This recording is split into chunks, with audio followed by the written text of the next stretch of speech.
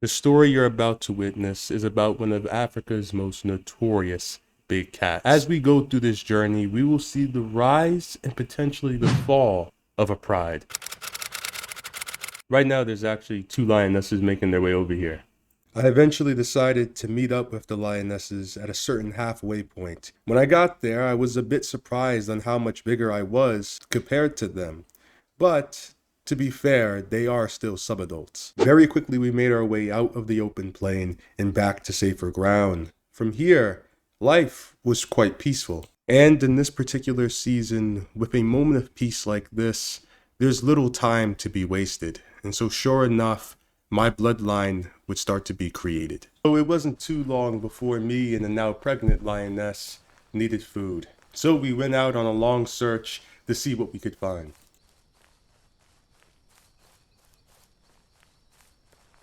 Within that second, I was able to see just a couple of lions right over the ridge, and it's well known that lion prides are not friendly, especially when it comes to full-grown males. I knew we needed to get out of here ASAP. After narrowly avoiding being killed by my rivals, it seemed like the search for food was going on for far too long. My hunger was beginning to drop to critical levels, and as time went on, it seemed things were getting worse.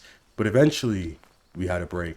Those baby rhinos over there look like they could be alone. We could take that. We could easily take that. Yeah, we got this. We got this. That's when I saw our first serious obstacle. A female rhino, 3,500 pounds of pure muscle. There was no way this thing was going to let us get close to its babies. But we had to figure out some way to overcome it. Okay, I just got to figure the scene up right quick. It only seems to be one adult, one baby, 2v1. This should be easy. We got this.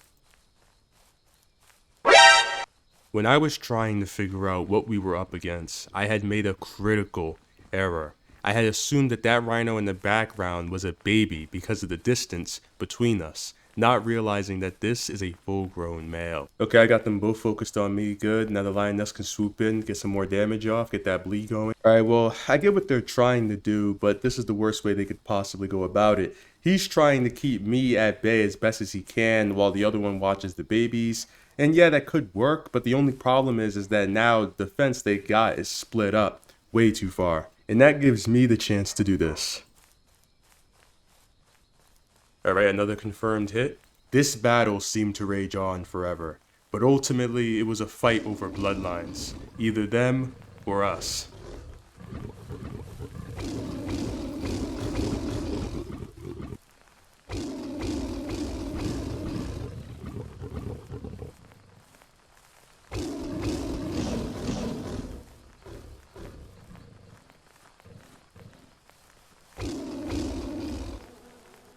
Eventually the battle is won and we can feed ourselves. But with every death, there's also new life.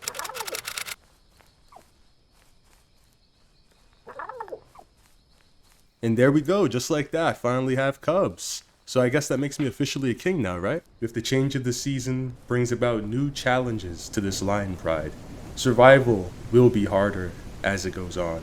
Also, I feel like I forgot to mention, we also picked up a new pride member. If you see, so that's going to really help us out as we grow this bloodline of mine. See, one of my kids are asking one of the most important questions of, how do lion prides in Animalia die out? Well, that's pretty simple. I would say other lion prides is like the number one cause of death. Right after that would be starvation. And speaking of the devil, we've just run out of food. The lioness is telling me that after patrolling the area, she can't find anything locally. We're going to have to go out a lot further if we're going to find big enough game to feed all of us at this point. Hunter is going to have to stay here, watch the kids, make sure they're okay. Me and the lioness go out in search of food in the dead of the night during one of the worst storms that the African savanna has seen in a long time. Even though we searched all night, it was to no success. Nothing alive could be found out here. But during this time, weirdly, something was going back on at home. I was confused by one thing as I was walking. Why are my cubs moving towards us? They should be staying still in one location. It makes no sense to put themselves at risk like this. And then I saw it, the call for help. At that moment, me and the lioness bolted back home.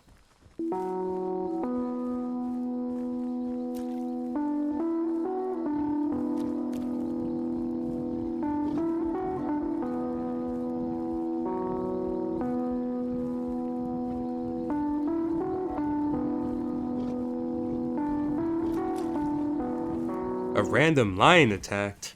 Bro, I didn't even see any random lion. I would have been chased it out. Apparently, when me and the lioness left, a random male lion attacked out of nowhere. So now we're just looking for Hunter and one of my cubs. Hopefully one of my cubs lived and Hunter himself made it out too, hopefully. But wait a second, something's not making sense here. I still don't understand why Hunter's name vanished. And then one of my cubs' name vanished too. I don't get that. One of the hardest lessons was taught today on the African savannah. Your trust should never be given easily, even to your own pride members. And like I said from the beginning, ladies and gentlemen, this is a story of an elder male lion's rise, but also his potential fall.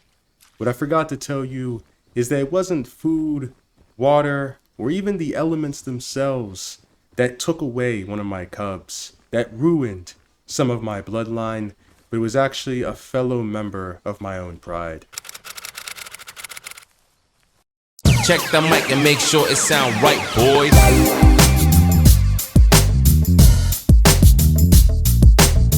This was a very different type of video that I've made on my channel.